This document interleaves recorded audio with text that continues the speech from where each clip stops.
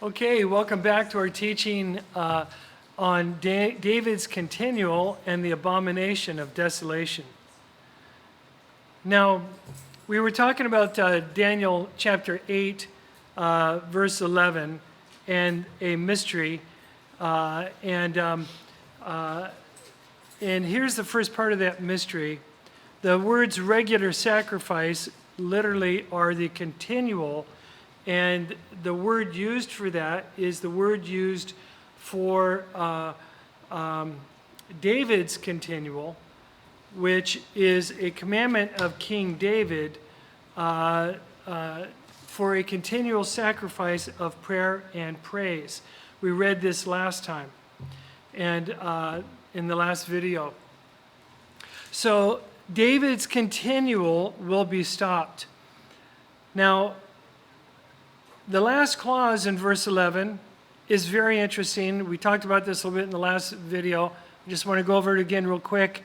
He says, the regular sacrifice, or David's continual, from him, and the place of his sanctuary was thrown down.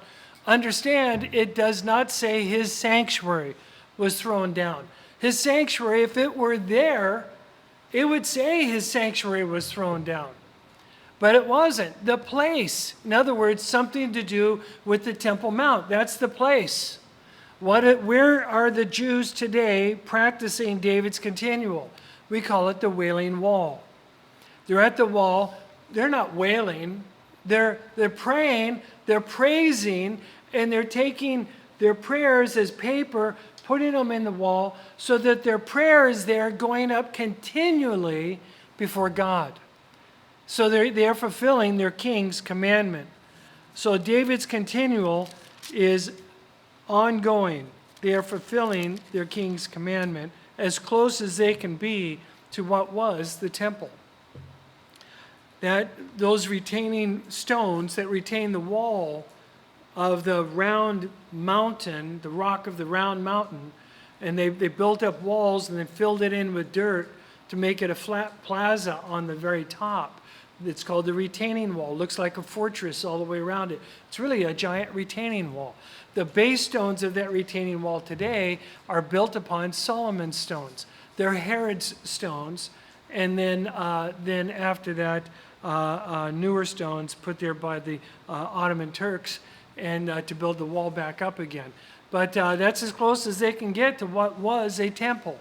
So they go there. That's the place of his sanctuary. Okay, I believe that also is where the Garden of Eden was, because the typological picture is that Christ is going to sit there where the Ark of the Covenant was, because he is the tree of life. So wherever the original tree of life stood, which represented Christ, the antitype is going to end up standing also.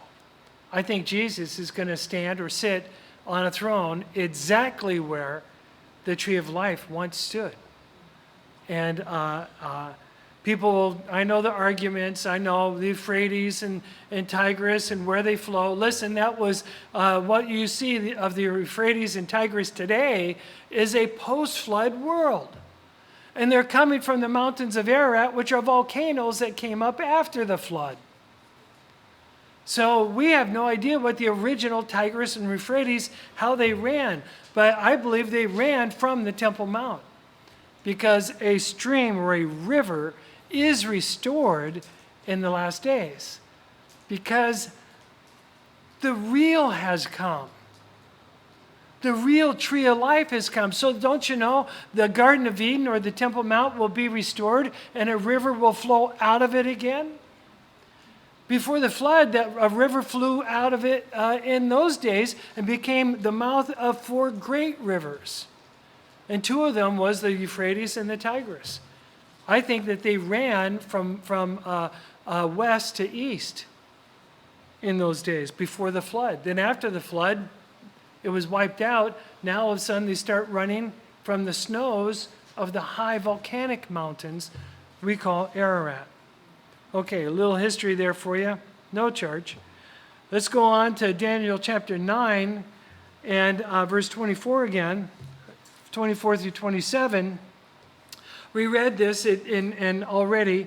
It says 70 weeks have been decreed for your people and your holy city. So here again, in a nutshell, is what it's talking about.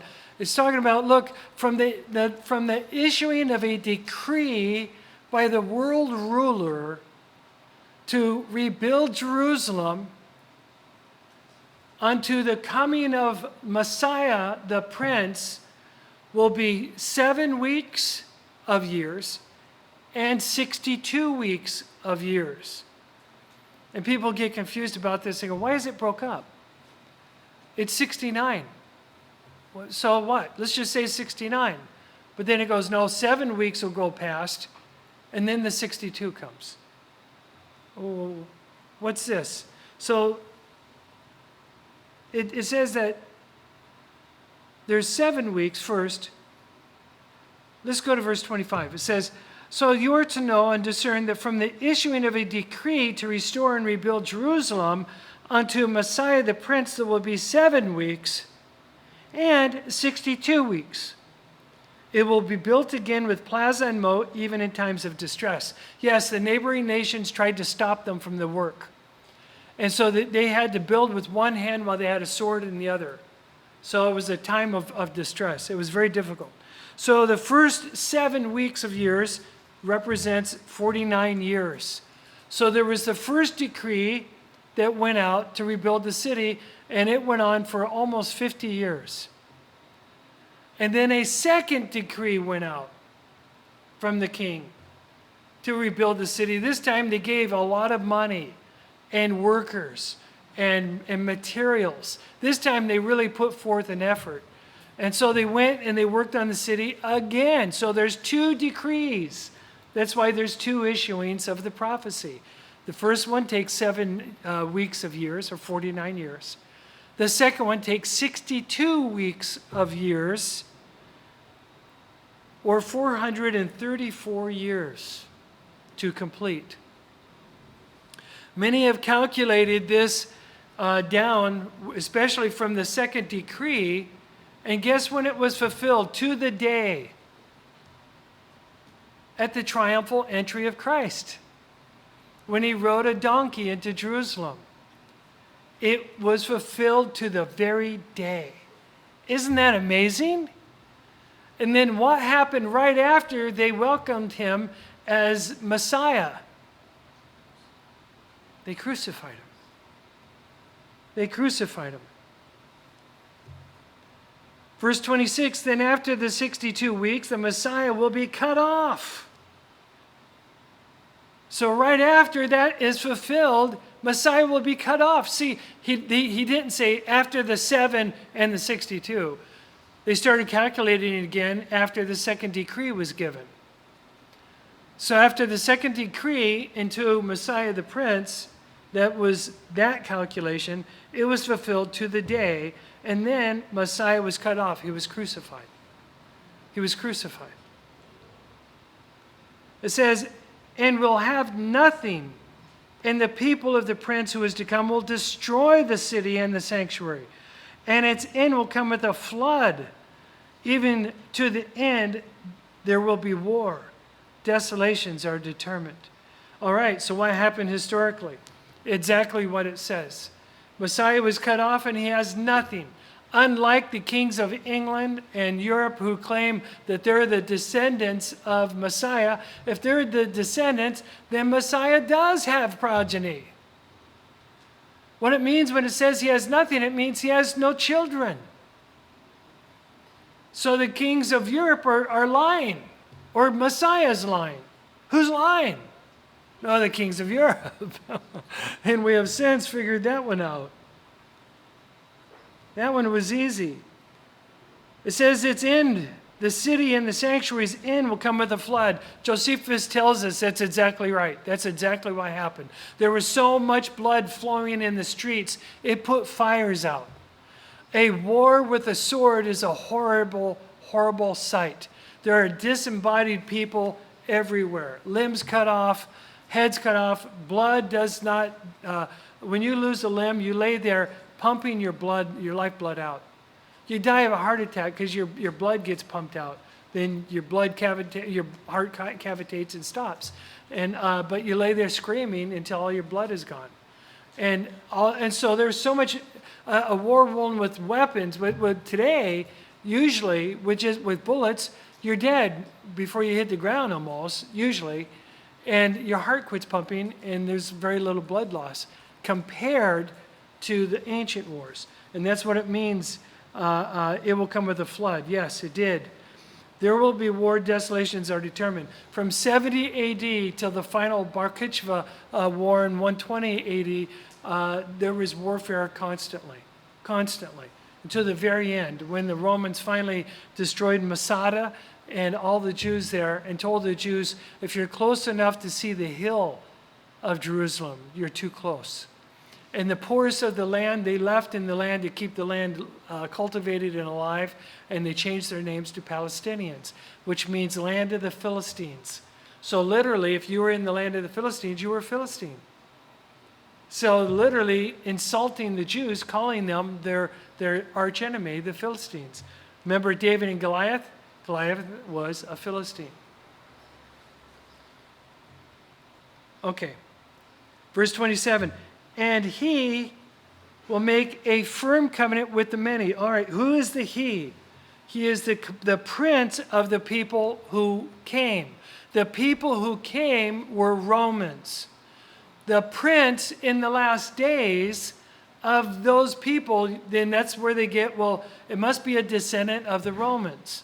No, it means he's a leader of a Romanesque government. He's a political person. So look at the political power.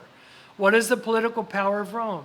Well, there's nothing on the earth that resembles it except for America. America's government is based on the Roman Republican principle. And so we are today a Roman government, the only one left on the earth. So he, in my opinion, directly refers to an American president or someone that was an American president. I do not believe it is talking about their genetic makeup, their ethnicity. I don't believe that at all. It is not that. It is talking about their political affiliation. He will make a firm covenant with the many. The many represents the many enemies of Israel. Remember, the whole focus of this is how long until righteousness of your people. So the many represents all the enemies of the people. So he's going to make a firm covenant. I believe this is literally, he will make firm a covenant. He will make firm a covenant with the many. What does that mean? It means he's going to strengthen it. He's going to strengthen that covenant. Let me look at something real quick, going here to my New King James. Real quick here. It reads actually like the NASB. Okay, in the Concordant Literal it says, then he will be master of a covenant with many for 1/7. So 1/7 of years. Okay, 7 years. So he is the master. He's the paper holder of this covenant. Now, how does he make it firm? How does he strengthen it? Well, with money. When we made the covenant with Israel, it was bought with billions of dollars given to Yasser Arafat and to Israel. Billions of dollars. How do you make firm a covenant? Bribe the people. Bribe them. And they say bribery is not alive. Oh, bribery is well and alive. It is well and alive. So he makes firm with the many for 1 week. All right, let's end it there until the next video, and then we'll continue on verse 27.